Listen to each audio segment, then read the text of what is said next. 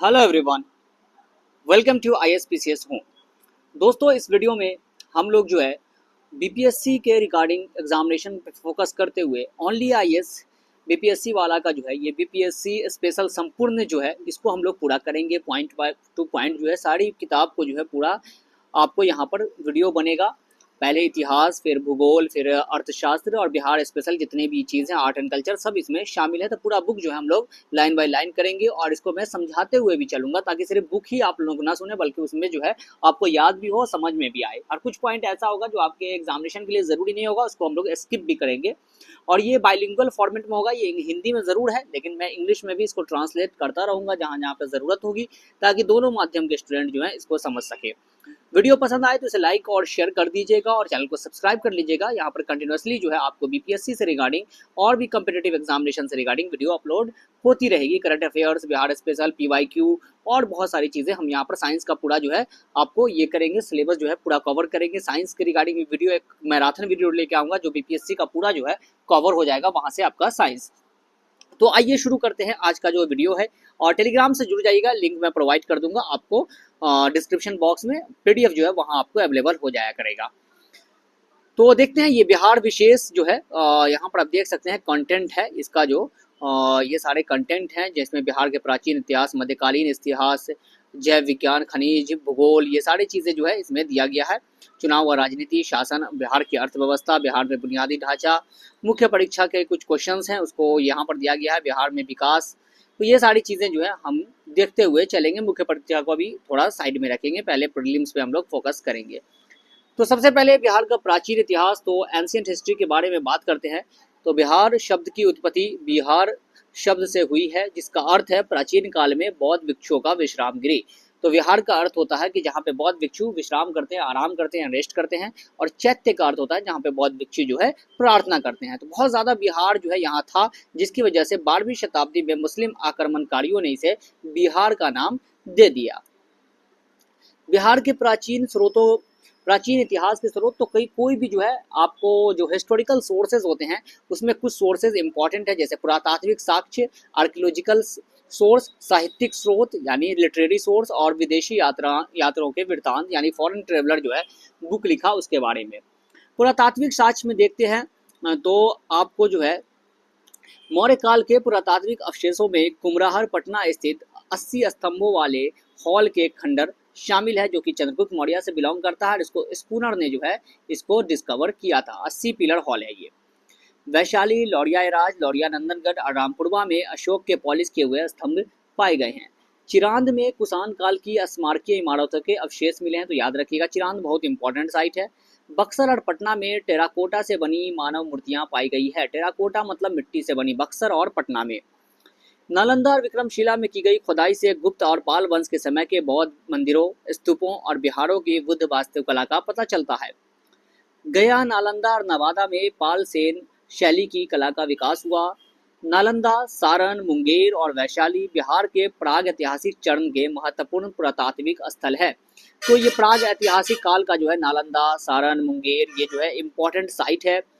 तो नालंदा प्राग ऐतिहासिक को कौन से काल को कहते हैं, तो हम लोग जो कहते हैं प्राग ऐतिहासिक वो प्री हिस्टोरिक जो होता है। हिस्ट्री को 3 भागों में विभाजित किया गया, एक प्री हिस्टोरिक, एक प्रोटो हिस्टोरिक जिसको आद ऐतिहासिक कहते हैं, और एक होता है हिस्टोरिक। प्री हिस्टोरिक वो है जहाँ पे राइटिंग, लिखित साक्ष्य अवेलेबल नहीं है, उसको कहते हैं प्राग ऐतिहासिक। जहाँ पे लिखित साक्ष्य अवेलेबल है और जिसको अभी तक हम पढ़ नहीं पाए हैं, डिसाइफर नहीं कर पाए हैं, उसको हम लोग कहते हैं आद ऐतिहासिक या प्रोटो हिस्टोरिक, जैसे कि इंदस वैली।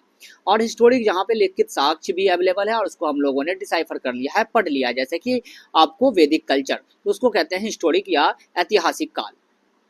ये वैशाली स्थित अशोक स्तंभ है, देख सकते हैं आपको लायन स्तंभ है।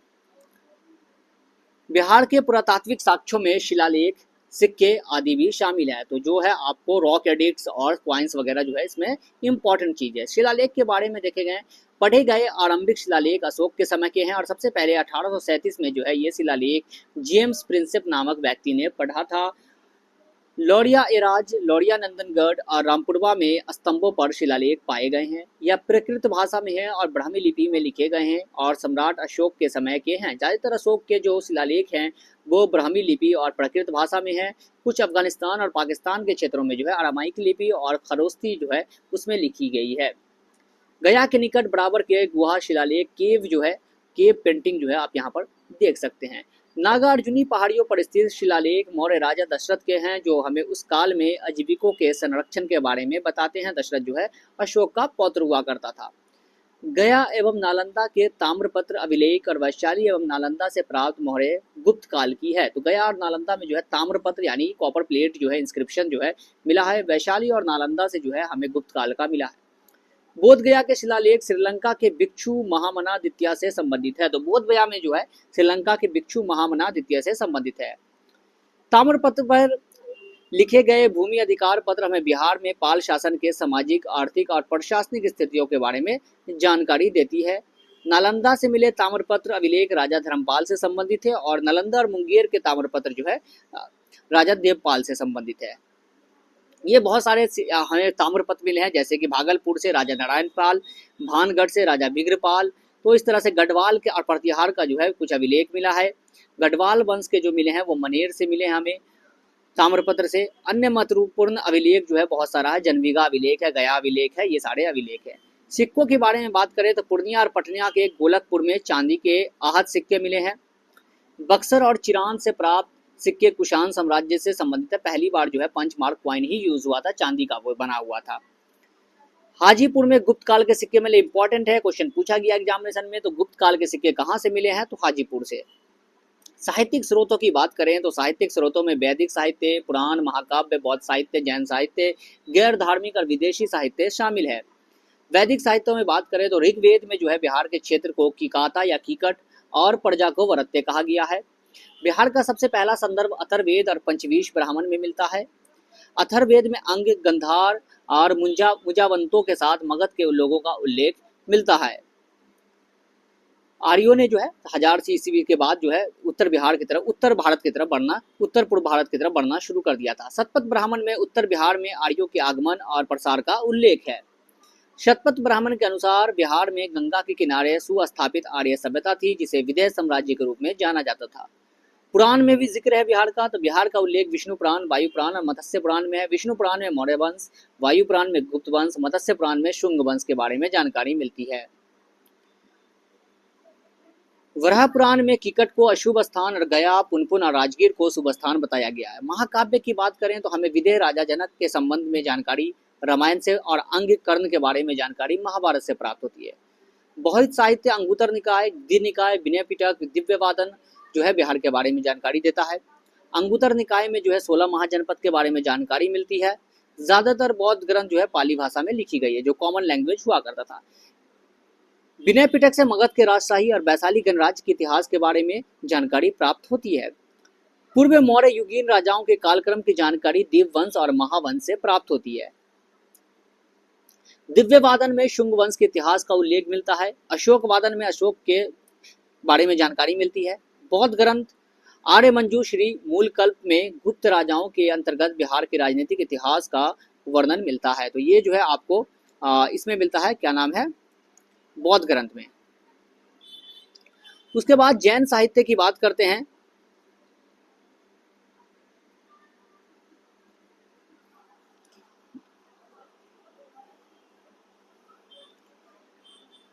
जैन साहित्य में जो है थेरावली और भगवती सूत्र बिहार के प्राचीन इतिहास के प्रमुख स्रोत हैं। थेरावली कल्प सूत्र का वह भाग है जिसमें हमें उन स्थानों के नाम का पता चलता है जहां महावीर ने अपने समय व्यतीत किए थे। कल्प सूत्र और उत्तर ध्यान सूत्र पुष्यमित्र शुंग के बारे में जानकारी प्रदान करता है।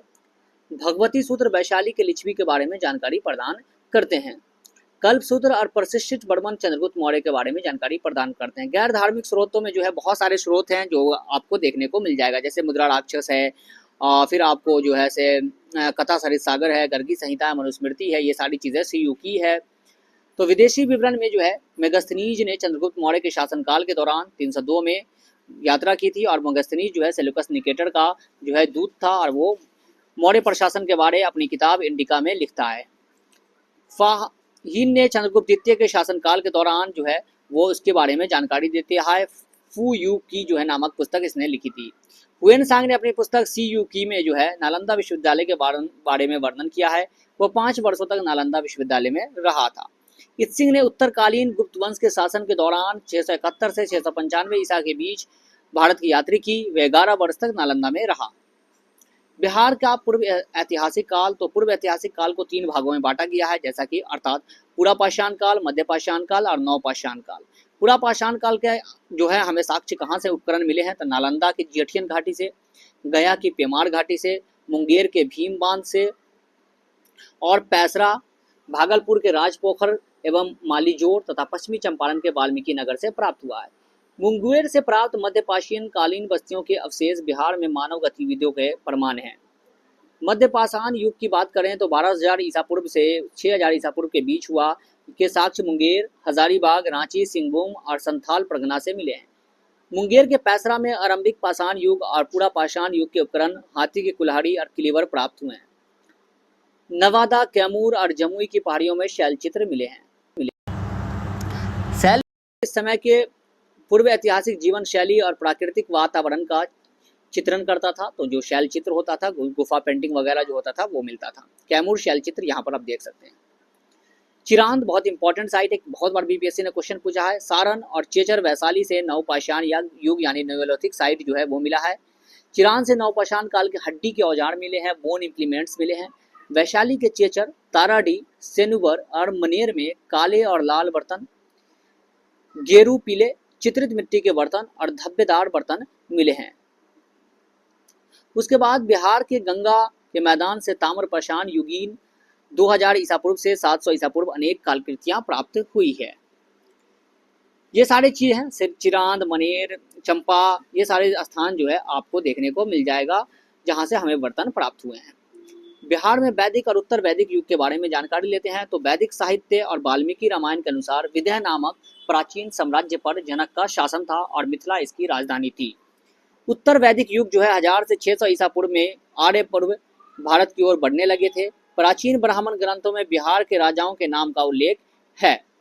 शतपथ ब्राह्मण में उनके आगमन और प्रसार का उल्लेख है। शतपथ ब्राह्मण में जो है आर्यों के आने का उल्लेख है। उत्तर वैदिक काल के दौरान जनक वंश के स्थान पर छोटे छोटे स्वतंत्र राज्य स्थापित हो गए, जिन्होंने जनपद नामक गणराज्यों का गठन किया। कुछ जनपदों ने मिलकर महाजनपद का निर्माण किया।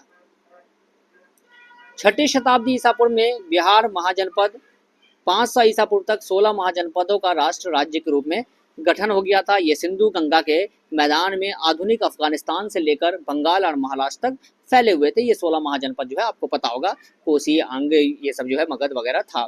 16 महाजनपदों में से 3 अंग, वज्जी और मगध जो है वो बिहार में हुआ करता था। अंग के बारे में देखते हैं तो अथर्ववेद में सर्वप्रथम इसका उल्लेख मिलता है। इस साम्राज्य में वर्तमान समय का खगड़िया, भागलपुर और मुंगेर शामिल थे। यह मगध के उत्तर पूर्व में स्थित है, तो ये जो है मगध के उत्तर पूर्व में जो है आपको स्थित मिल जाएगा। चंपा इस राज्य की राजधानी थी, जो वर्तमान बिहार का भागलपुर है। वहां जो है चंपा जो है इसकी राजधानी हुआ करती थी। चंपा का नाम जो है पहले मालिनी था, जिसकी स्थापना महागोविंद ने की थी। चीनी यात्री हुएन सांग ने इसे चेम्पो कहा है। महाभारत के अनुसार राजा बलि के 6 पुत्र थे, जिनमें से एक अंग था। इस राज्य की स्थापना अंग ने की थी। यह कर्ण का राज्य था। बौद्ध ग्रंथ अंगुत्तर निकाय में अंग का उल्लेख 16वें महाजनपद के रूप में किया गया है। जैन साहित्य भगवती सूत्र जो है उसमें भी इसका उल्लेख मिलता है। अंग देश का प्रथम राजा तितुक्षु था। अंग का अंतिम 3 राजा दधिवाहन, धरवर्मन और ब्रह्मदत्त थे। बिंबिसार ने अंग साम्राज्य के अंतिम राजा ब्रह्मदत्त को मारकर अंग को मगध में विलय कर लिया। वज्जी की बात करते हैं, वृज्जी भी कहा जाता था। वज्जी 8 संघीय गण परिषदों में मिलकर बना था, मतलब रिपब्लिक था। वज्जी की राजधानी वैशाली में स्थित थी, जो मुजफ्फरपुर, चंपारण वगैरह का जो क्षेत्र है उस तक फैला हुआ था। 8 गणों में से वैशाली, विदेह और जांत्रिक सबसे महत्वपूर्ण गण परिषद थे। वैशाली जो कि लिच्छवियों के लिए था, लिच्छवी उस पर राज करते थे। वैशाली स्वतंत्र गण परिषद था। यह गंगा के उत्तरी किनारों पर स्थित था, जो वर्तमान बिहार और नेपाल के कुछ क्षेत्रों में फैला हुआ था। इसकी राजधानी वैशाली थी। वैशाली नाम का महाभारत काल में राजा विशाल के नाम पर रखा गया था। यह बौद्ध धर्म का महत्वपूर्ण केंद्र और वज्जी गणराज्य का मुख्यालय था। भगवान महावीर का जन्म वैशाली के कुंडा ग्राम में हुआ था। वज्जी के लिए पनरी ने विरज शब्द का प्रयोग किया है।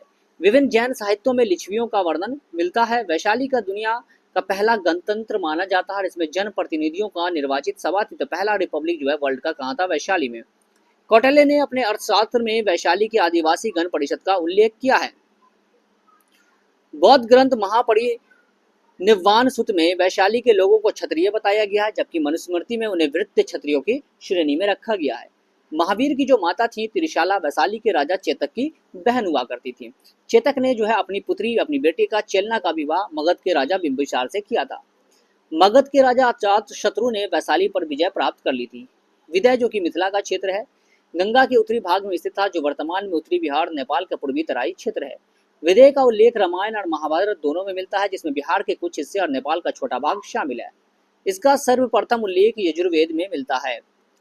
इस राज्य की स्थापना इक्ष्वाकु के पुत्र नीमु विदय ने की थी। इसके बाद के राजा मिथि जनक विदय ने मिथिला की स्थापना की थी। तो इसकी जो है स्थापना किसने की थी? तो नीमि विदय ने। और उसके बाद जो है राजा मिथि जनक विदय ने मिथिला की स्थापना की। हिंदू देवी सीता विदय की राजकुमारी थी। वह विदय के राजा जनक की पुत्री थी।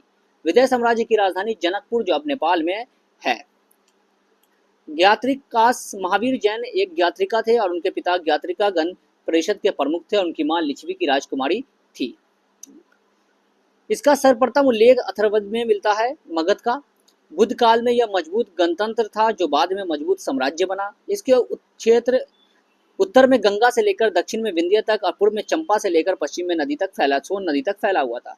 पहले मगध की राजधानी गिरिवराज या राजगीर थी, जो चारों ओर से 5 पहाड़ियों से घिरी हुई थी। बाद में राजधानी पाटलिपुत्र में स्थानांतरित हो गई। वृद्धरथ ने मगध में प्रसिद्ध वृद्धरथ वंश की स्थापना की। भारत के 2 सबसे बड़े साम्राज्य मौर्य साम्राज्य और गुप्त साम्राज्य की उत्पत्ति मगध में हुई थी। बौद्ध धर्म और जैन धर्म का उदय। तो प्राचीन भारत में 2 संप्रदाय बौद्ध धर्म और जैन धर्म का साक्षी रहा है। इन दोनों धर्म का उदय और विकास बिहार में ही हुआ है। बौद्ध धर्म के बारे में देखते हैं। तो बौद्ध धर्म को दिव्य ज्ञान की प्राप्ति गौतम बुद्ध को दिव्य ज्ञान की प्राप्ति बिहार में हुई थी। उन्होंने बिहार के विभिन्न स्थानों पर अपने कई उपदेश दिए। गौतम बुद्ध का जन्म 563 ईसा पूर्व में शाक्य क्षत्रिय कुल में लुम्बिनी कपिलावस्तु के निकट जो अब नेपाल में हुआ था। उन्होंने सत्य की खोज में 29 वर्ष की आयु में अपना घर छोड़ दिया। इसे महाविनिष्क्रमण के नाम से जाना जाता है। अपने घोड़ा कंटक और जो है अपने चन्ना के साथ जो है उनका जो साथी था उसके साथ छोड़ दिया था और घोड़ा जो है इसका सिंबल है। 35 वर्ष की आयु में निरंजना नदी के तट पर उरुवेला पहुंचे और वहां तपस्या की। उन्हें 528 ईसा पूर्व में बोध गया में पीपल के पेड़ बोधि वृक्ष के नीचे ध्यान करते हुए ज्ञान की प्राप्ति हुई और वह बुद्ध कहलाया। बोधि वृक्ष ही इसका सिंबल है, चिन्ह है। ज्ञान प्राप्ति के बाद बुद्ध ने अपना पहला उपदेश सारनाथ में दिया। इसे धर्म चक्र परिवर्तन के नाम से जाना जाता है और इसका सिंबल जो है चिन्ह जो है वो आपको चक्र है, जो कि व्हील है। इन्होंने वैशाली में अपना अंतिम उपदेश दिया। बुद्ध का महापरिनिर्वाण कुशीनगर में हुआ और ये जो इसका सिंबल जो है वो है स्तूप। बौद्ध संगीति 4 बौद्ध संगीति हुई। प्रथम बौद्ध संगीति 483 ईसा पूर्व राजगीर में जो है हुई अजातशत्रु के संरक्षण में और अध्यक्ष थे महाकश्यप। सुत्त पिटक और विनय पिटक को जो है संरक्षित किया गया। दूसरी बौद्ध संगीति 383 ईसा पूर्व में हुआ था। काला अशोक जो है उसके शासनकाल में और सवाकामी जो थे इसके अध्यक्ष थे।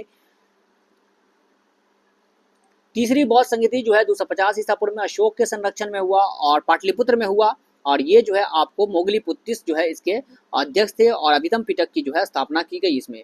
चौथी बौद्ध संगीति जो है 78 ईस्वी में हुआ। कुषाण शासक कनिष्क के शासनकाल में। अध्यक्ष जो थे वो थे वसुमित्र और अश्वघोष जो है इसके उपाध्यक्ष थे। बौद्ध धर्म इसमें महायान और हीनयान शाखा में बट गया।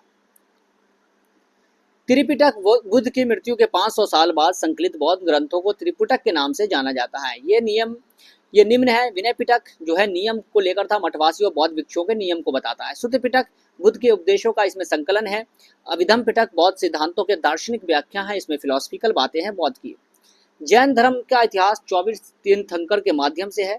ऋषभ देव जो है वो पहले तीर्थंकर थे और पार्श्वनाथ जो थे वो 23वें तीर्थंकर थे, जो कि वाराणसी से बिलोंग करते थे। वहीं महावीर 24वें तीर्थंकर थे और आखिरी थे। महावीर का जन्म 540 ईसा पूर्व में वैशाली के पास कुंडा ग्राम में हुआ था। वे ज्ञात्रिक क्षत्रिय वंश के थे। वर्धमान महावीर ने 30 वर्ष की आयु में गृह त्याग किया और 42 वर्ष की आयु में कैवल्य प्राप्त किया। उन्हें निर्ग्रंथ कहा गया। साल वृक्ष के नीचे जो है इन्होंने आपको जाम्बिक ग्राम में जो है इनको ये कैवल्य प्राप्त हुआ था। कैवल्य के माध्यम से उन्होंने दुख और सुख पर विजय प्राप्त की और उन्हें जिन या महावीर के रूप में जाने जाने लगा। उन्होंने अपना पहला उपदेश विपुलगिरी राजगीर में दिया। उनका पहला शिष्य जमाली था, जो कि उनका दामाद भी था।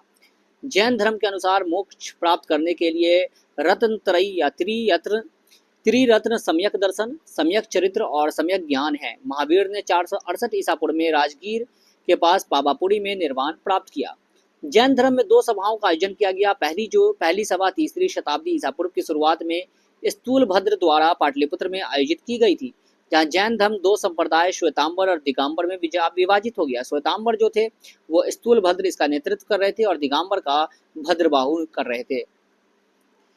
दूसरी सभा 5वीं शताब्दी ईस्वी में देवर्षि क्षमा शर्मन के नेतृत्व में वल्लभी में आयोजित की गई थी, जिसके परिणाम स्वरूप 12 अंगों और 12 उपअंगों का अंतिम संकलन हो पाया।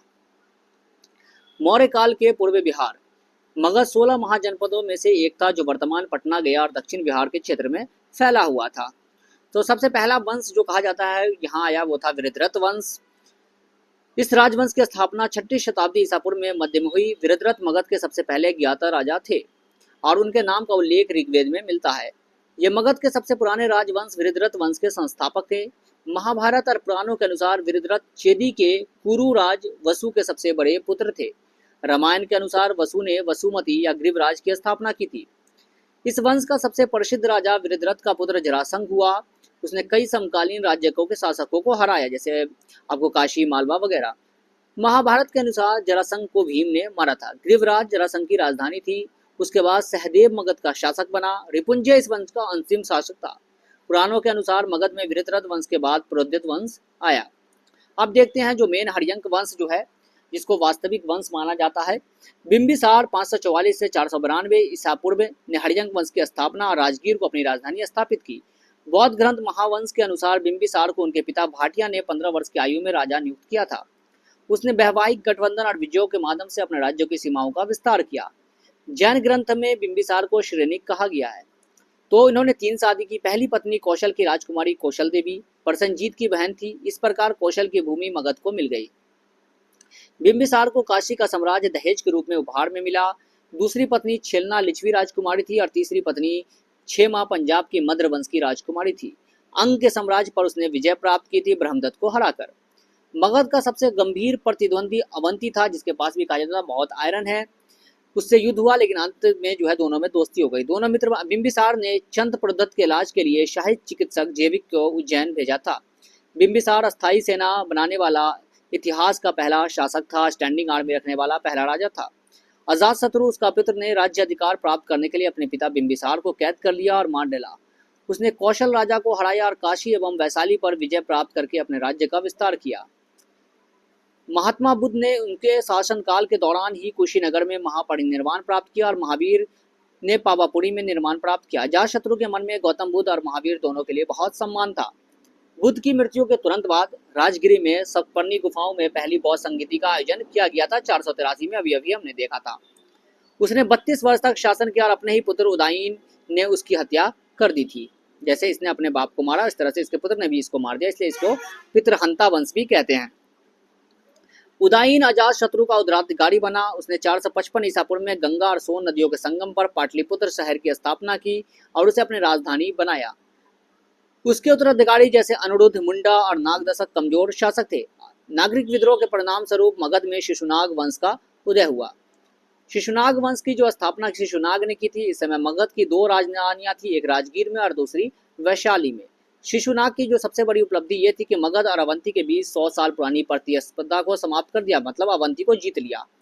शिशुनाग की मृत्यु 394 ईसा पूर्व में हुई और उसके बाद उसका पुत्र कालाशोक उत्तराधिकारी बना। वैशाली में उसने दूसरी बौद्ध संगीति करवाई थी। कालाशोक के टाइम में हुआ था। कालाशोक के बाद उसके 10 पुत्रों ने महावंश ग्रंथ के अनुसार मगध साम्राज्य पर शासन किया और अंतिम शासक नंदी वर्मन महानंदनी थे। नंद राजवंश। महापद्मानंद ने शिशुनाग वंश के अंतिम शासक महानंदनी नंदीवर्धन की हत्या करके नंद वंश की स्थापना की थी। महापद्मानंद को पुराणों में महापद या महापद्धति के रूप में वर्णित किया गया। उसने एक राट की उपाधि धारण की।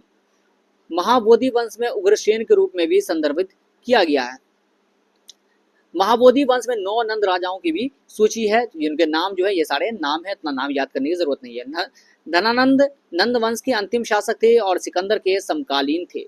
जब सिकंदर ने भारत पर आक्रमण किया 327 से 326 ईसा पूर्व, उस समय धनानंद मगध के शासक थे। यूनानियों ने धनानंद को अग्रमीज या एग्जेंड्रेमस के रूप में संदर्भित किया है। मौर्य काल के बारे में देखते हैं आप। मौर्य साम्राज्य भौगोलिक रूप से प्राचीन भारत का पहला व्यापक, शक्तिशाली और राजनीतिक सैन्य साम्राज्य था। इस साम्राज्य की राजधानी पाटलिपुत्र में थी। चंद्रगुप्त मौर्य, मौर्य वंश के स्थापना चंद्रगुप्त मौर्य 321 से 298 ईसा पूर्व में अपने गुरु चाणक्य या कौटिल्य की मदद से की थी। 321 ईसा पूर्व में अंतिम नंद शासक धनानंद को गद्दी से हटाकर उसने स्थापना की। मत्स्य पुराण और मुद्राक्षर, जिसने विशाख दत्त ने लिखा है, के अनुसार चंद्रगुप्त मौर्य की मां मूरा नंद के दरबार में शूद्र महिला थी। मुद्रा राक्षस में उन्हें वृषला कहा गया है। वौद्ध परंपरा के अनुसार वह मौर्य क्षत्रिय वंश के थे। उसने सेल्यूकस निकेटर सिकंदर के सेनापति से 305 ईस्वी में युद्ध किया और उसमें उसने सेल्यूकस निकेटर को हरा दिया था और उसके बाद सेल्यूकस निकेटर ने अपनी पुत्री हेलेना से उसकी शादी कर दी थी। सेल्यूकस ने मेगस्थनीज को मौर्य दरबार में राजदूत बनाकर भेजा था, जिसमें उसने अपने पुस्तक में जो है इसका जिक्र किया है। मौर्यकालीन नगरीय प्रशासन का वर्णन किया है। मेगस्थनीज के अनुसार साम्राज्य में 6 लाख पैदल सेना, 30,000 घोड़सवार और 9,000 हाथी थे। पाटलिपुत्र में मौर्य प्रशासन 30 सदस्यों के परिषद के माध्यम से चलता था। यह 5 सदस्यों वाली 6 समितियों में विभाजित थी। इसने पाटलिपुत्र को पॉलीब्रोथा कहा गया है। आचार्य चाणक्य चंद्रगुप्त मौर्य के राजनीतिक सलाहकार थे। उन्होंने मार्गदर्शन किया। वे अर्थशास्त्र के लेखक थे। जैन सूत्रों के अनुसार प्रशिष्ट वर्मन चंद्रगुप्त ने अपने जीवन के अंत में जैन धर्म को अपनाया और अपने बेटे बिंदुसार के लिए सिंहासन खाली कर दिया। वह जैन मुनियों के साथ भद्रबाहु के साथ श्रवणबेलगोला चले गए। वहां अकाल आ गया था मगध में, और कर्नाटक में चले गए श्रवणबेलगोला, और उपवास करते हुए स्वयं को प्राण त्याग दिया। जैन विधि संलेखना विधि के थ्रू उसने प्राण को त्याग दिया। बिंदुसार का जो है साम्राज्य बहुत फैला हुआ था, असम तक फैला हुआ था और उधर हिमालय तक फैला हुआ था। बिंदुसार के अलग अलग नाम ग्रीक लेखकों ने उन्हें अमित्रोचेटस, अमित्रघात या एलिट्रोचोडस वायु पुराण में मुद्रासार और विभिन्न जैन साहित्यों में सिंहसेन या बिंदुपाल कहा गया है। जैन ग्रंथ राजवल्ली कथा में उन्हें सीमसेरी कहा गया है। सीरिया के राजा, ये इंपॉर्टेंट है, बिंदुसार के दरबार में डायमेकस को अपना राजदूत बनाकर भेजा था, और मिस्र के टॉलमी द्वितीय फिलाडेल्फस ने डायनोसियस को जो है बिंदुसार के दरबार में भेजा था। उन्होंने अजीविकों का समर्थन किया था। अजीविका जिसकी स्थापना मखली गोसाल ने किया था।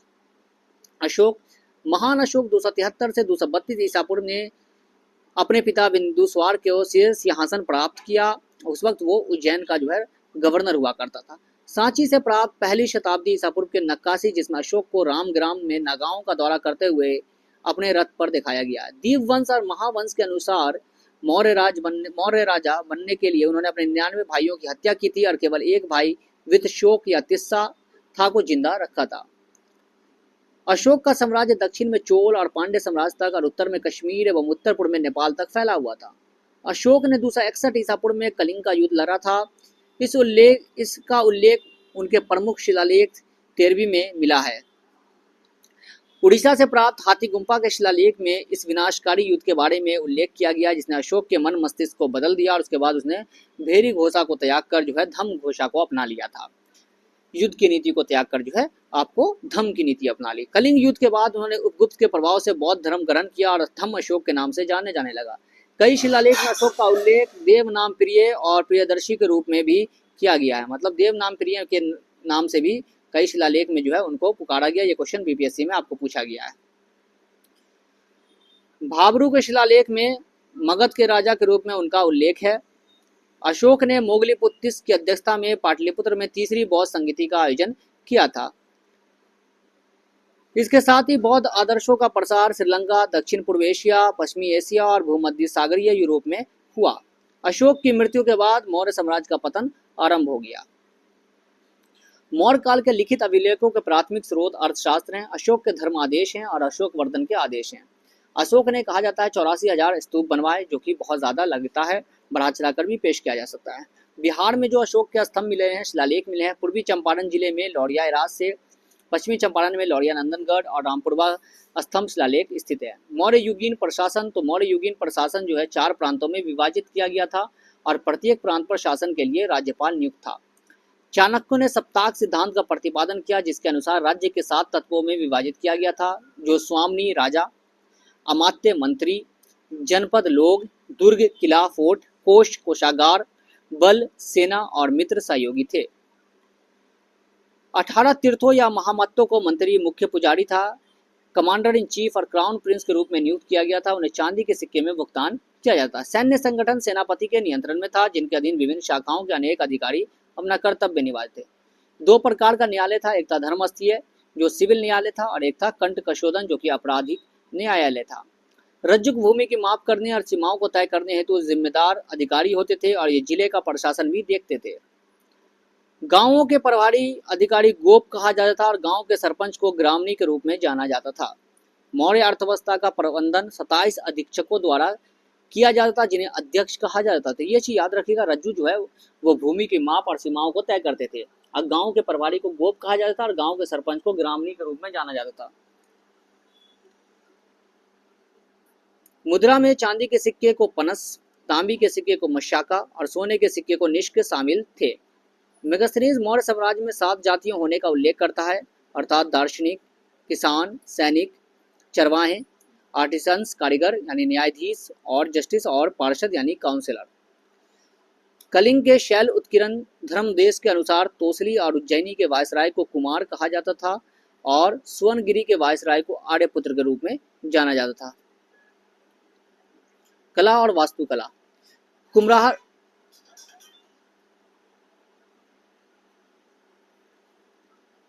कुम्हरार पटना में मौर्य युगीन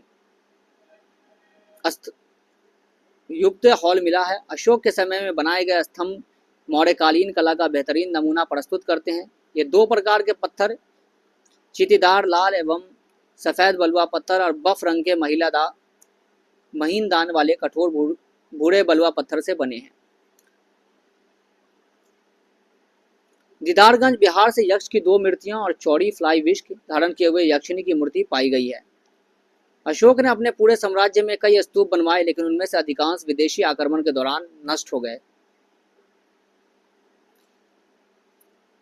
चट्टानों को काटकर बनाई गई गुफाएं भिक्षुओं के निवास स्थान थी और सभा भवन चैत्य के रूप में भी कार्य करती थी, जो कि आजीविकों के लिए था।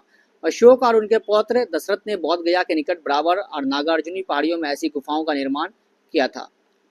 गुफाओं की आंतरिक दीवारों पर इतनी अच्छी तरह से पॉलिश की गई थी कि वे दर्पण की तरह दिखाई देते थे। लोमश ऋषि की गुफाएं, सुदामा की गुफाएं बराबर पहाड़ियों में बनाई गई थी। अशोक और दशरथ ने इन गुफाओं को आजीविकों को समर्पित किया था। मौर्य साम्राज्य का पतन। तो अशोक की मृत्यु के बाद साम्राज्य 2 भाग अर्थात पश्चिमी और पूर्वी भागों में विभाजित हो गया। पश्चिमी भाग पर अशोक के पुत्र कुणाल और पूर्वी भाग पर अशोक के पौत्र दशरथ का शासन था। बैक्ट्रियन के आक्रमण के कारण साम्राज्य का पश्चिमी भाग हाथ से निकल गया, लेकिन पूर्वी भाग अशोक के अन्य पौत्र संप्रति जो जैन धर्म को संरक्षक था के अधीन बरकरार रहा। विधिरथ मौर्य साम्राज्य का अंतिम शासक था, जिसकी हत्या पुष्यमित्र शुंग ने की थी। बिहार में मौर्योत्तर राजवंश और पहला शुंग राजवंश। शुंग वंश की स्थापना पुष्यमित्र शुंग ने 185 ईसा पूर्व में अंतिम मौर्य शासक विधिरथ की हत्या करके की थी। पुष्यमित्र ने मगध, कौशल, सकला, मालवा और बरार पर शासन किया। पुष्यमित्र शुंग मौर्य सशस्त्र बल के कमांडर इन चीफ थे। पुष्यमित्र ब्राह्मणवाद का कट्टर अनुयायी था। दिव्यवादन व तारानाथ पुष्यमित्र को बौद्ध के दुश्मनों के रूप में चित्रित करते हैं। उसके काल में बहरूत और सांची में बौद्ध स्मारकों का जीर्णोद्धार किया गया था। इसके शासनकाल में 2 अश्वमेध यज्ञ भी हुए थे, जिसका उल्लेख कहाँ से मिलता है? धनादेव के अयोध्या अभिलेख से। महान जो संस्कृत विद्वान और महाभाष्य के लेखक पतंजलि जो है इसके पुजारी हुआ करते थे। अशोक वर्धन जैसे बौद्ध अभिलेखों में उल्लेख है कि विधिरथ की हत्या और शुंग साम्राज्य के उदय के कारण बौद्ध का उत्पीड़न तथा हिंदू धर्म का पुनरुत्थान हुआ। पुष्यमित्र के मृत्यु के बाद उसका पुत्र अग्निमित्र गद्दी पर बैठा, जो कालिदास के नाटक मालविका अग्निमित्रम का नायक था। पुराणों के अनुसार देवभूति शुंग वंश के अंतिम व 10वें शासक थे। उसके बाद आया कण्व वंश। शुंग वंश के बाद कण्व वंश 72 से 27 ईसा पूर्व ने मगध में शासन किया। शुंग वंश के अंतिम शासक देवभूति को वसुदेव कर्म ने 72 ईसा पूर्व में हरा दिया था। सुशर्म इस वंश का अंतिम शासक था। दक्कन के पठार क्षेत्र में सातवाहन वंश के शासकों के सत्ता के आने के फलस्वरूप कण्व शासन 45 वर्ष के बाद समाप्त हो गया। उसके बाद है कुषाण वंश। मगध क्षेत्र में कुषाण काल के अवशेष मिले हैं। उन्होंने पहली शताब्दी ईस्वी के आसपास इस क्षेत्र में अपना अभियान शुरू किया था। कुषाण शासक कनिष्क के पाटलिपुत्र पर आक्रमण करने के साक्ष्य हैं, क्योंकि यह मगध की राजधानी थी। वह अपने साथ प्रसिद्ध बौद्ध भिक्षु अश्वघोष को ले गया था। कुषाण साम्राज्य के पतन के बाद इस क्षेत्र पर लिच्छवियों के शासन था। कुषाण वंश के अनेक सिक्के चिरांद, बक्सर, बोधगया और वैशाली से मिले हैं। गुप्त साम्राज्य के बारे में देखते हैं। भारत के प्रमुख भागों का एकीकृत प्रशासन के अंतर्गत लाने में गुप्त शासक सफल रहे थे। गुप्त साम्राज्य को प्रांतों में विभाजित किया गया था तथा प्रांतों को जिलों में विभाजित किया था। सबसे छोटी इकाई ग्राम थी। श्रीगुप्त गुप्त साम्राज्य का पहले राजा थे। उन्होंने 275 ईस्वी में साम्राज्य की स्थापना की तथा उत्तर बंगाल व दक्षिण बिहार में एक छोटे से भाग पर शासन किया। घटोत्कच 280 ईस्वी में अपने पिता श्रीगुप्त का उत्तराधिकारी बना। इन दोनों राजाओं ने मिलकर मगध क्षेत्र के चारों ओर शासन किया। ये बाद में कुषाणों के अधीन रहे। चंद्रगुप्त प्रथम, जो कि वास्तविक संस्थापक भी माना जाता है, चंद्रगुप्त प्रथम घटोत्कच का पुत्र था। वह गुप्त साम्राज्य का प्रथम स्वतंत्र शासक था। महाराजा धीराज की उपाधि इसने धारण की। चंद्रगुप्त प्रथम का विवाह लिच्छवी राजकुमारी कुमार देवी से हुआ था। उसने इस उपलक्ष्य में सोने के सिक्के जारी किए थे। उसने गंगा घाटी के साथ प्रयाग और अवध भूमि तक अपना प्रभुत्व बढ़ाया। उन्होंने चंद्रगुप्त प्रथम के बाद शासन संभाला। हरिसेन द्वारा लिखित प्रयाग प्रशस्ति में समुद्रगुप्त का उल्लेख है। यह ब्राह्मी लिपि और संस्कृत भाषा में लिखा गया है। समुद्रगुप्त को उसकी विजय के लिए विंसेंट आर्थर स्मिथ ने भारत का नेपोलियन की उपाधि दी है। चंद्रगुप्त द्वितीय के मथुरा शिलालेख में समुद्रगुप्त को सभी राजाओं का संहारक बताया गया है। समुद्रगुप्त को लिच्छवी दौहित्र कहा जाता है। समुद्रगुप्त के शासन के समय सिलोन के शासक मेघवर्मन को श्रीलंका के बौद्ध तीर्थयात्री के लिए बोधगया में एक मठ बनाने की अनुमति दी गई थी। वह कला का महान संरक्षक था। उसने कविराज की उपाधि धारण की थी। उसके दरबार की भाषा संस्कृत थी। हरिसेन और वसुबंधु उसके दरबार में थे। कुछ सोने के सिक्के पर उन्हें वीणा बजाते हुए दिखाया गया, जिससे ज्ञात होता है कि समुद्रगुप्त को संगीत में भी रुचि थी। वह हिंदू धर्म में दृढ़ विश्वास रखता था तथा भगवान विष्णु की पूजा करता था। उसने पद्मावती, मालवा, यधिया, अर्जुनयान, मदुरा और अधीर साम्राज्य पर हमला किया और उसको अपने साम्राज्य में मिला लिया था। उसके शासन हिमालय में नर्मदा नदी तक और ब्रह्मपुत्र में यमुना तक फैला हुआ था। उसने पश्चिमी भाग में शक और कुषाणों को हराया था। चंद्रगुप्त द्वितीय, जिसको विक्रम द्वितीय भी कहते हैं, चंद्रगुप्त द्वितीय ने राजा प्राप्त हेतु अपने भाई रामगुप्त को पराजित कर मार डाला। उन्होंने उनकी विधवा ध्रुवा देवी से विवाह किया। उसने अपने साम्राज्य का विस्तार मैत्रीपूर्ण संबंध और वैवाहिक संबंध से बढ़ाया। उन्होंने मध्य भारत की एक नागा राजकुमारी कुबेर नागा से शादी की तथा अपनी बेटी प्रभावती गुप्त का विवाह वकाटक राजा रुद्रसेन द्वितीय से किया। उसने मथुरा को कुषाण से, गुजरात को शकों से जीता तथा कदम शासकों के साथ मैत्रीपूर्ण संबंध स्थापित किए। उन्हें साहित्य को बढ़ावा देने के लिए जाना जाता है। उसके शासनकाल में पाटलिपुत्र और उज्जैन शिक्षा के केंद्र के रूप में उभरे।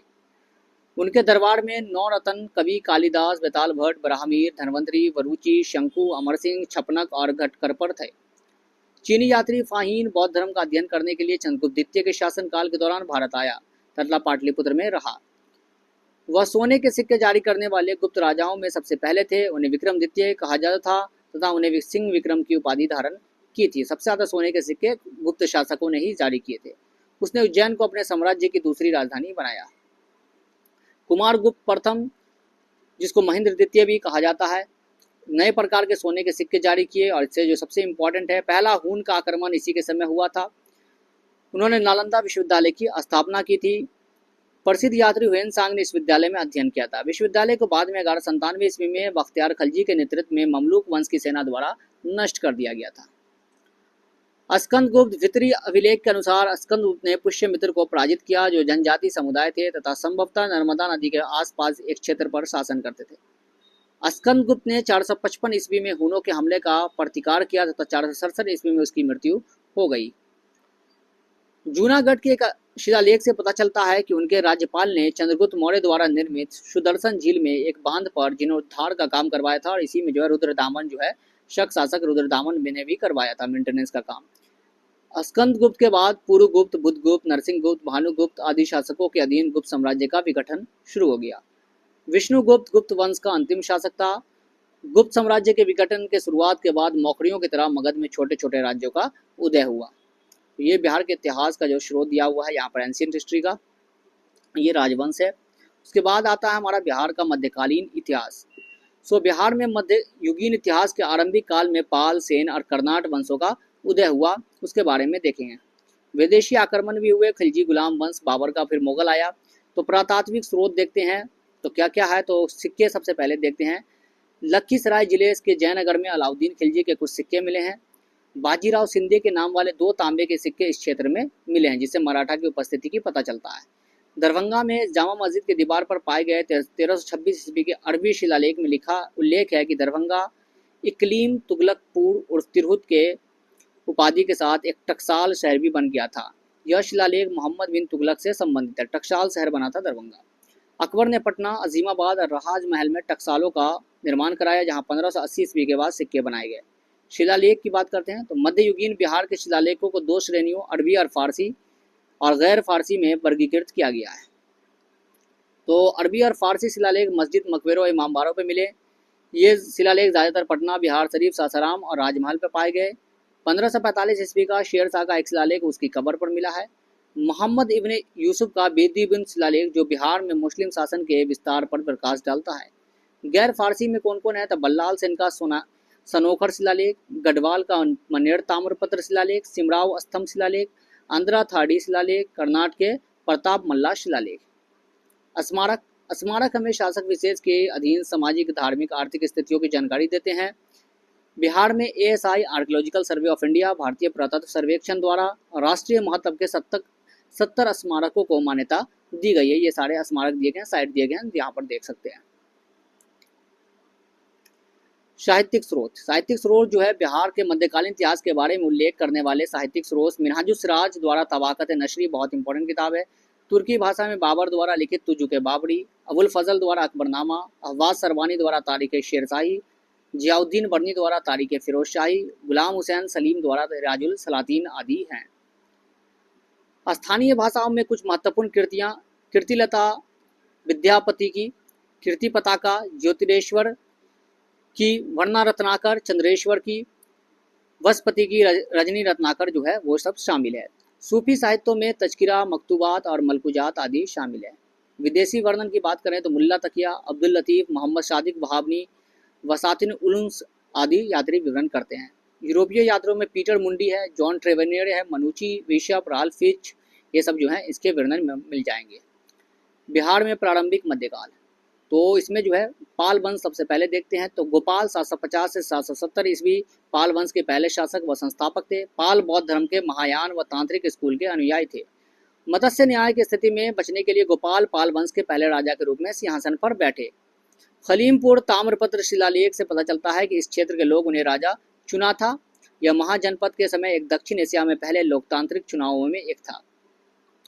उन्होंने संपूर्ण बंगाल के साथ साथ बिहार के कुछ भागों पर अपना नियंत्रण बढ़ाकर स्थिति मजबूत की। उदंतपुरी या बिहार शरीफ में गोपाल द्वारा एक बौद्ध मठ और विश्वविद्यालय की स्थापना की गई थी।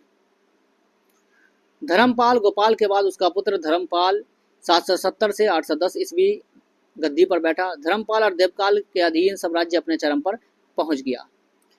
धर्मपाल ने भारतीय उपमहाद्वीप के उत्तरी भाग में साम्राज्य का विस्तार किया। धर्मपाल बौद्ध थे, उन्होंने विक्रमशिला विश्वविद्यालय की स्थापना की। उन्होंने नालंदा विश्वविद्यालय के रखरखाव के लिए 200 गांव दान में दिए। धर्मपाल के उत्तराधिकारी देवपाल ने साम्राज्य को दक्षिण एशिया और उससे आगे तक बढ़ाया। उसने मुंगेर को अपनी राजधानी बनाया। पाल ताम्रपत्र शिलालेख के अनुसार देवपाल ने उत्कल और प्रयाग तिस असम पर विजय प्राप्त की। देवपाल के शिलालेख घोड़ावा, हिलसा, नालंदा और मुंगेर में पाए गए हैं। ये क्वेश्चन पूछा गया है बीपीएससी में। स्वर्ण भूमि के शासक बालपुत्र देव ने अपने समय में नालंदा में एक बौद्ध मठ की स्थापना की थी। पाल राजाओं ने भी हिंदू धर्म का संरक्षण किया था।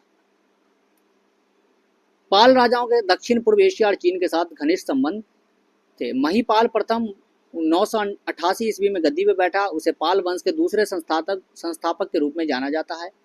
महिपाल प्रथम के शासनकाल के दौरान 11वीं शताब्दी में चोल वंश की दक्षिण भारतीय सम्राट राजेंद्र चोल प्रथम द्वारा बिहार और बंगाल पर आक्रमण किया था और गंगईकोंड चोलापुरम जो है उसने स्थापित की थी महिपाल को हराकर। महिपाल ने चोल वंश के राजेंद्र चोल से 1027 ईस्वी में युद्ध किया, जिसमें वह पराजित हुआ। उसी वर्ष महिपाल प्रथम की मृत्यु हो गई, जिसके साथ ही पाल वंश का अंत हो गया। सेन राजवंश की स्थापना 11वीं शताब्दी के मध्य में सुमंत सेन ने की थी। इसके बाद विजय सेन ने शासन संभाला। विजय सेन के बाद उसका पुत्र बल्लाल सेन राजा बना। वो एक महान विद्वान था। उसने दान सागर और अद्भुत सागर की रचना की। उन्होंने कुलीनवाद नामक एक सामाजिक आंदोलन चलाया जिसके द्वारा जन्म की श्रेष्ठता और रक्त की शुद्धता की संविधान से रक्षा की जा सकी।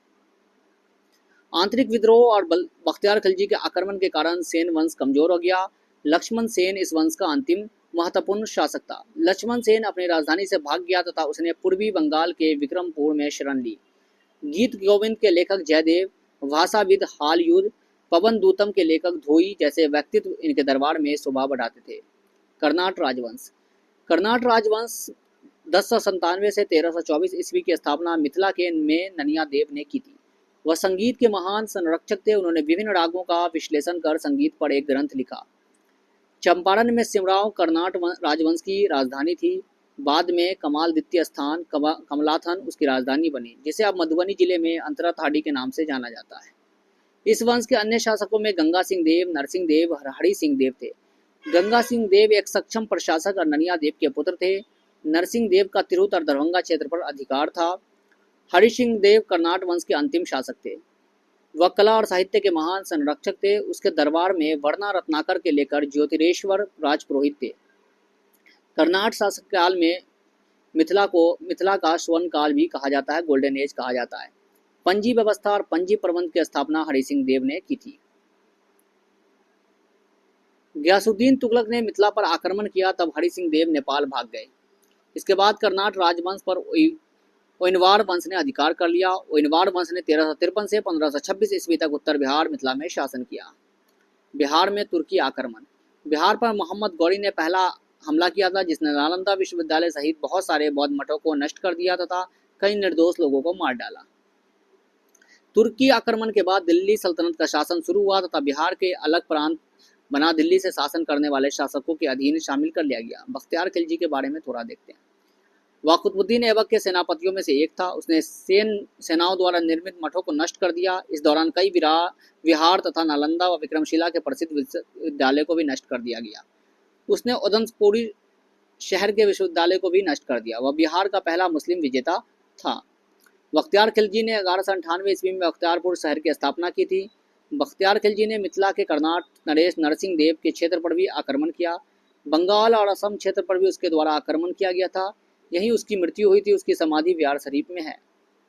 सदरुद्दीन हसन निजामी ने खिलजी के आक्रमण के संबंध में ताजुल मसीर में वर्णन किया है। गुलाम वंश के समय बिहार। अली मर्दान के बाद लखनौती में हसीमुद्दीन एवाज खिलजी ने स्वतंत्र शासन स्थापित किया। वह अतिरिक्त शासकों से कर प्राप्त करने में सक्षम रहा था। कुतुबुद्दीन ऐबक के गुलाम इल्तुतमिश ने बिहार शरीफ और आक्रमण किया तथा बाद में लखनौती चला गया। इवाज सेना ने राजमहल पहाड़ियों के पास लड़ी, लेकिन उसे आत्मसमर्पण करना पड़ा। इल्तुतमिश ने मलिक अलाउद्दीन जानी को अपने प्रतिनिधि बनाया, लेकिन बाद में इवज ने उसे भागने पर मजबूर कर दिया। तो ये जो है आपको मलिक अलाउद्दीन जानी को स्थापित किया था वहाँ पर, तो ये क्वेश्चन पूछा गया है। इल्तुतमिश के बेटे नसरुद्दीन महमूद ने बदले में एवाज पर हमला किया तथा उसे मार डाला। उसने बिहार, अवध और लखनौती को अपने पक्ष में शामिल कर 1229 तक शासन किया, और ये जो हराया था 1226 में हसीमुद्दीन एवाज को इल्तुतमिश ने। नसरुद्दीन की मृत्यु के बाद मलिक इख्तियारुद्दीन बल्ख खिलजी ने विद्रोह किया था, इसलिए इल्तुतमिश ने बल्ख को हलाकर बिहार को बंगाल से अलग कर दिया। इल्तुतमिश ने सैफुद्दीन ऐबक को बिहार का गवर्नर नियुक्त किया तथा बाद में तुगान खां बिहार का गवर्नर बना। 1236 में इल्तुतमिश की मृत्यु के बाद दिल्ली का बिहार पर नियंत्रण कमजोर हो गया। बलबन ने लखनौती शासक तुगरिल खान को हराकर मार डाला तथा बुगरा खान को वहां का शासक बनाया। ये भी क्वेश्चन आ चुका है। मनेर, बिहार शरीफ, भोजपुर, यहाँ से जो है बहुत सारे जो सबको अधीन कर लिया। तिरहुत क्षेत्र में कर्नाट शासक स्वतंत्र थे, हालांकि उन्हें दिल्ली को कर देना पड़ता था। खिलजी वंश के दौरान बिहार। 1296 ईस्वी में अलाउद्दीन खिलजी ने राजस्व के रूप में जमीन पर उत्पादित फसल का आधा हिस्सा मांग लिया। शेख मोहम्मद इस्माइल को अलाउद्दीन खिलजी ने दरभंगा भेजा, लेकिन राजा सकरा सिंह ने उसे हरा दिया। 1301 ईस्वी में शमसुद्दीन फिरोज शाह ने खुद को बंगाल का शासक घोषित किया तथा अपने बेटे फिरोज शाह को बिहार का गवर्नर घोषित किया। खिलजी वंश के कुछ सिक्के भोजपुर और लखीसराय से मिले हैं। बिहार और तुगलक वंश। गयासुद्दीन तुगलक ने 1324 ईस्वी में बंगाल और बिहार पर आक्रमण किया। लखनौती राजा नसरुद्दीन ने आत्मसमर्पण कर दिया था, जबकि सोनार गांव के राजा गयासुद्दीन बहादुर ने सुल्तान की सेना के खिलाफ विद्रोह कर दिया। गयासुद्दीन तुगलक ने गयासुद्दीन बहादुर की सेना को हरा दिया। उन्होंने मिथिला राजा हरि सिंह देव कर्नाट वंश को भी हराया। तिरहुत से तुगलक के सिक्के मिले हैं। मोहम्मद बिन तुगलक के समय दरभंगा को तुगलकपुर कहा जाता था। उस समय यहाँ एक किला और जामा मस्जिद भी बनाई गई थी। फिरोज शाह तुगलक के फारसी शिलालेख बिहार शरीफ से मिला है, जो उस समय बिहार की राजधानी थी। पटना और गया से कुछ शिलालेख और सिक्के मिले हैं। मलिक इब्राहिम बया, मलिक बया का मकबरा बिहार शरीफ पीर पहाड़ी में स्थित है। सूफी साहित्यों में सूफी संत सरफुद्दीन यहया मनेरी द्वारा लिखित मलफूजात और हजरत मखदूम शाह फिरदौसी द्वारा लिखित मनाकिबुल आसफिया में बिहार में तुगलक वंश के शासन के बारे में वर्णन है। चेरो राजवंश। उन्होंने भोजपुर, शाहाबाद, सारण, चंपारण, मुजफ्फरपुर और पलामू जिलों में अपना शक्तिशाली राज्य स्थापित किया। उन्होंने 300 वर्ष तक शासन किया। जगदीशपुर मेले की शुरुआत इसी समय फूलचंद ने की थी। 1587 से 1607 ईस्वी के बीच भूज पर चेरो के मुख्य कुकुमचंद झड़प था। उज्जैन और चेरो ने 1611 ईस्वी में महत्वपूर्ण लड़ाइयां लड़ी, जिसे उज्जैनियों ने जीत लिया। मेदिनी राय चेर वंश का सबसे प्रसिद्ध शासक था। मेदिनी राय का राज्य क्षेत्र गया, दाऊदनगर, अरवाल तथा रामगढ़ तक विस्तृत था। मेदिनी राय की मृत्यु 1634 ईस्वी में के अंत में हुई। उनका उत्तराधिकारी उनका पुत्र राजा प्रताप राय था।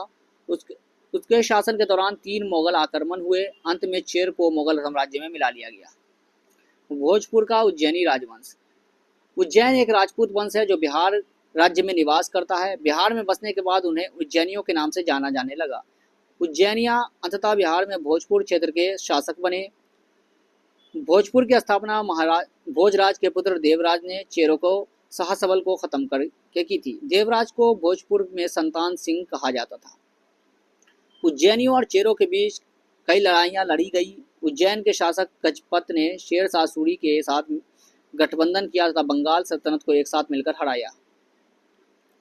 बिहार और नुहानी राजवंश। सिकंदर लोदी के समय राजनीतिक परिवर्तन के फलस्वरूप नुहानी वंश का उदय हुआ। जैसे ही सिकंदर लोदी सत्ता में आया, जौनपुर के गवर्नर बिहार भाग गया। तुरुत और सारण की जमींदारी केंद्रीय शासन के विरुद्ध थी। इन सभी ने सिकंदर लोदी के बिहार पर आक्रमण करने के लिए प्रेरित किया। सिकंदर लोदी ने हुसैन शाह सरकी को हराया और दरिया खान नुहानी को बिहार का प्रशासक नियुक्त किया, जो 1523 में अपनी मृत्यु तक बिहार का प्रशासक बना रहा।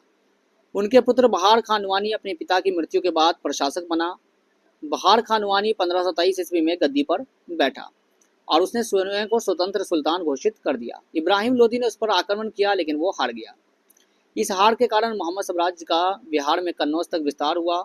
सुल्तान मोहम्मद ने 1529 में घाघरा में युद्ध में बाबर से पराजित होने के बाद बाबर की सत्ता अस्वीकार कर ली।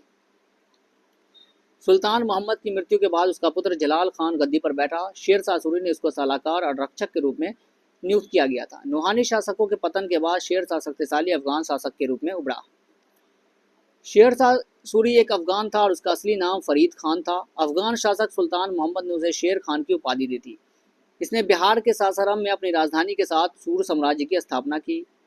1534 में शेर शाह और महमूद शाह के बीच सूरजगढ़ की लड़ाई हुई, जिसमें शेर शाह ने जीत हासिल की। 1539 में हुमायूं और शेर शाह के बीच चौसा की लड़ाई हुई, जिसमें शेर शाह जीत गया। उसने 1540 में कन्नौज, जिसको बिलग्राम का भी युद्ध कहते हैं, हुमायूं को फिर से हराया तथा उसे भारत से बाहर जाने के लिए मजबूर किया। उसने इस जीत के बाद शेर शाह सुल्तान आदिल की उपाधि धारण की। शेर शाह ने 1541 ईस्वी में पटना को बिहार प्रांत की राजधानी बनाया। शेर शाह ने चांदी के सिक्के जारी किए। कई भूमि और राजस्व सुधार तथा ग्रैंड ट्रंक रोड का चटगांव से काबुल तक विस्तार किया। शेर शाह केवल 5 वर्ष 1540 से 45 तक गद्दी पर रहा। उसने अपने साम्राज्य का विस्तार पंजाब, मालवा, सिंधु, मुल्तान और बुंदेलखंड तक किया। शेर शाह का साम्राज्य असम, नेपाल, कश्मीर और गुजरात को छोड़कर संपूर्ण उत्तर भारत में फैला हुआ था। 13 मई 1545 को कलिंजर किले के घेराबंदी के दौरान शेर शाह मारा गया। शेर शाह का मकबरा सासाराम बिहार में स्थित है। सूरवंश के पतन के बाद बिहार के क्षेत्र पर ताज खान कर्रानी का शासन शुरू हुआ। उसने बिहार शरीफ को अपना राजधानी बनाया। सुलेमान कर्रानी और दाऊद खान कर्रानी इस वंश का महत्वपूर्ण शासक था। सुलेमान कर्रानी ने मुगल बादशाह अकबर का आधिपत्य अस्वीकार कर लिया, लेकिन उसके पुत्र दाऊद ने अकबर के विरुद्ध विद्रोह किया। अकबर ने हाजीपुर के किले पर कब्जा कर लिया तथा 1576 ईस्वी में राजमहल की लड़ाई में दाऊद को हरा दिया। उसके बाद बिहार में मुगल शासन मजबूत हो गया। 1580 में मुगल सूबा बन गया बिहार। मुगल वंश के दौरान मुगल ने बिहार को हड़प लिया और उसे पटना में अपनी मजबूत स्थिति के साथ एक सूबे में बदल दिया।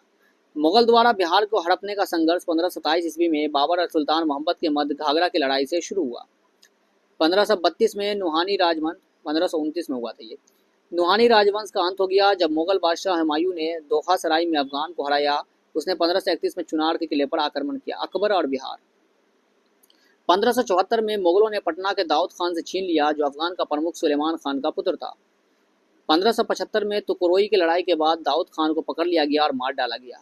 1576 में अकबर ने अपने साम्राज्य का एक अलग सूबा बनाया। मुनीम खान को बिहार का राज्यपाल बनाया गया। 1587 को राजा मान सिंह को बिहार का सूबेदार नियुक्त किया गया। उसने भोजपुर, गिद्धौर और खड़गपुर को पराजित कर रोहतास को अपनी राजधानी बनाया। उसने सासाराम में रोहतासगढ़ किले में किलेबंदी की, जीर्णोद्धार किया। 1577 में अकबर ने महेश ठाकुर को मिथिला का प्रशासक बनाया। महेश ठाकुर ने मधुबनी के राजनगर को अपनी राजधानी बनाया। आसिफ खान अकबर के शासनकाल में बिहार का अंतिम राज्यपाल था। जहांगीर और बिहार। जहांगीर के शासनकाल में बिहार के राज्यपाल के रूप में लाल बेग ने आसिफ खान की जगह ली, जिसे बेग बहादुर के नाम से जाना जाता था। 1621 में जहांगीर ने अपने पुत्र परवेज को बिहार का राज्यपाल घोषित किया। वह बिहार का राज्यपाल बनने वाला पहला मुगल राजकुमार था, तो ये बात याद रखिएगा। शहजादा खुर्रम शाहजहां ने जहांगीर के विरोध विद्रोह किया तथा परवेज ने पटना, रोहतास आदि को हड़प लिया, लेकिन बाद में शाहजहां को पराजित कर बिहार में बाहर कर दिया गया था। बज बहादुर। जहांगीर कुली खां को बिहार का सूबेदार बनाया गया। उसने तत्काल कार्रवाई की और विद्रोहियों को पूरी तरह से पराजित कर दिया। जहांगीर के शासनकाल में मिर्जा रुस्तम सफरी बिहार के अंतिम राज्यपाल थे। शाहजहां और बिहार। खान आलम को शाहजहां के शासनकाल के दौरान बिहार का राज्यपाल नियुक्त किया गया था। उसकी जगह मिर्जा सफ़ी को लिया गया, जिन्हें सैफ खान के नाम से भी जाना जाता है। सैफ खान ने पटना में शाही ईदगाह बनवाया। बिहार के अगले राज्यपाल शाइस्ता खान थे, जो कि 1639 से 1643 थे। 1651 में जफर खान को राज्यपाल नियुक्त किया गया। उन्होंने पटना में बागे जफर खान तथा डंडी बाजार मस्जिद का निर्माण करवाया। जफर खान के बाद जुल्फिकार खान और उसके बाद अलीवर्दी खान सफल हुए। औरंगजेब और बिहार। औरंगजेब के शासनकाल के दौरान पहला राज्यपाल दाऊद खान कुरैशी था। दाऊद खान ने गया जिले के दाऊद नगर शहर की स्थापना की। उसने पलामू के चेरों को हराया एवं साम्राज्य को छोटा नागपुर तक बढ़ाया। दाऊद खान के बाद जन्निसार खान को लश्कर खान के नाम से भी जाना जाता है। वह इब्राहिम खान के बाद उत्तराधिकारी बना। उसके शासनकाल में पटना में भयंकर अकाल पड़ा। औरंगजेब ने 1702 ईस्वी में अपने पोते शहजादे अजीम, जो अजीमुशान के नाम से जाना जाता था, को बिहार का सूबेदार बनाया। उसने 1704 ईस्वी में पटना का पुनर्निर्माण किया तथा इसे अजीमाबाद कहा। मुगलोत्तर बहार लेटर मुगल के बाद जो है बिहार की स्थिति। बहादुर शाह प्रथम ने राजकुमार अजीमुशान को बिहार का प्रशासक तथा फर्रुखशियार को बंगाल का नवाब बनाया। अजीमुशान के बाद बिहार में मुगल नियंत्रण कमजोर हो गया। फर्रुखशियार पहला मुगल था जिसे 1713 में पटना में ताज पहनाया गया था। राज्याभिषेक पहला मुगल था जिसका हुआ था। वह पटना में शपथ लेने वाला पहला मुगल शासक बना। मोहम्मद शाह ने फखरुद्दौला को बिहार का राज्यपाल नियुक्त किया। वह बिहार के अंतिम मुगल गवर्नर थे तथा 1733 में बंगाल के नवाब द्वारा पदच्युत कर दिए गए। बिहार के सूबेदार के काल में पटना में फखरुद्दौला न्यायालय का निर्माण हुआ और यहाँ तक के फलने फूलने की अनुमति दी गई, जिसमें दूर दूर व्यापारियों को आमंत्रित किया गया था। 17वीं शताब्दी के मध्य में मुंगेर तथा भागलपुर में 1743 में पेशवा बालाजी बाजीराव के आक्रमण के साथ मराठों का आगमन हुआ।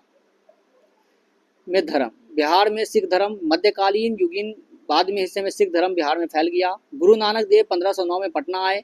1509 ईस्वी में गया घाट पटना के पास भगत जयतमाल के घर रुके और बाद में गुरु तेग बहादुर अपने परिवार सहित 1666 ईस्वी में पटना आए। सिख धर्म के 10वें और अंतिम गुरु गुरु गोविंद सिंह का जन्म 1666 ईस्वी में पटना साहिब पटना में हुआ। वह एक आध्यात्मिक नेता, कवि और योद्धा थे। उन्होंने मुगल सेना से लड़ने के लिए खालसा नामक सिख योद्धा समुदाय की स्थापना की। उन्हें करतारपुर पोथी को गुरु ग्रंथ साहिब में अंतिम रूप देने का श्रेय भी दिया जाता है। तख्त श्री हरमिंदर साहिब, जिसे पटना साहिब के नाम से भी जाना जाता है, सिख धर्म के 5 तख्तों में से एक है। बिहार में सूफीवाद। बिहार में सूफीवाद वजूदिया सिलसिले से संबंधित है। बिहार शरीफ और सारण चिश्ती सूफीवाद की गतिविधियों का उल्लेखनीय केंद्र था। सुत्सिया संप्रदाय के सबसे महान सूफियों में से एक वैशाली के निकट बनिया बसाट का अबुल फैज काजीन ओला थे। इमाम ताज फकी, चिश्ती, कादरी, सोहरवर्दी, फिरदौसी, नक्शबंदी बिहार में लोकप्रिय सूफीवाद के विभिन्न संप्रदाय थे। मखदूम सरफुद्दीन अहमद यहया मनेरी सबसे प्रमुख सूफी संत थे, जिनका जन्म पटना के मनेर गांव में 1264 ईस्वी में हुआ था। 12 वर्ष की आयु में उन्होंने अरबी, फारसी, तर्क, दर्शन व धर्म का ज्ञान प्राप्त करने के लिए मनेर छोड़ दिया। उन्हें फिरदौसी की उपाधि शेख नजीबुद्दीन फिरदौसी ने दी थी। उन्होंने मकतूबात शादी, मकतूबात बिष्टो हस्त एवं फवाद रुकनी लिखी। याया मैनेरी ने। उनकी कब्र नालंदा के बिहार शरीफ में बड़ी दरगाह में स्थित है। मध्ययुगीन काल में बिहार की आर्थिक, धार्मिक और सामाजिक स्थिति। आर्थिक स्थिति चावल, कपास, गेहूं, दाल, तंबाकू तथा अफीम की खेती आजीविकों के प्रमुख स्रोत थे। इस अवधि में छोटे पैमाने पर रेशम, चीनी, चमड़ा एवं कपड़ा उद्योग का उदय हुआ। धार्मिक स्थिति, हिंदू धर्म प्रमुख धर्म था। गया में विष्णुपद मंदिर का महत्वपूर्ण धार्मिक स्थल था। इसे 1783 ईस्वी में अहल्याबाई होलकर ने बनवाया था। हिंदू धर्म में एक संप्रदाय शैवों ने अधिक लोकप्रियता प्राप्त की। मिथिलावासी शक्ति के उपासक थे। सामाजिक स्थिति, सामंतों एवं मध्यम वर्ग की तुलना में आम लोगों की स्थिति दयनीय थी। समाज के मनोबल गिराने वाले संस्थाओं में से एक गुलामी थी और उस समय अस्तित्व में था। ये जो है बिहार के मध्यकालीन राजवंश की जो है सूची दी गई है। तो ये जो है मध्यकालीन इतिहास यहाँ पर समाप्त होता है। अब जो शुरू होगा वो बिहार का आधुनिक होगा, जिसको हम बाद में करेंगे। तो अभी के लिए फिलहाल इतना ही है। नेक्स्ट वीडियो में जो है वो बिहार के आधुनिक इतिहास यानी मॉडर्न हिस्ट्री और ज्योग्राफी के बारे में हम देखेंगे। तो अभी के लिए इतना ही। Thank you and have a nice day. See in the next video.